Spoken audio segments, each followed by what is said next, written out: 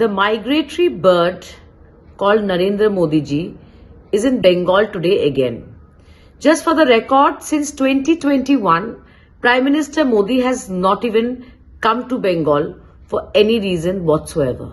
He's come after 2 years to give rhetorical speeches here, whereas the reality is he's consistently deprived Bengal. 56 lakh job card holders remained unpaid. Lakhs of people who are building their houses under the scheme of Housing for All remained deprived. Who paid this money? It is Honorable Chief Minister of Bengal, Mamata Di, who has paid the dues of these poor people and needy people. Modi ji continues to deprive Bengal and he'll get a befitting reply. Doesn't matter his long speech.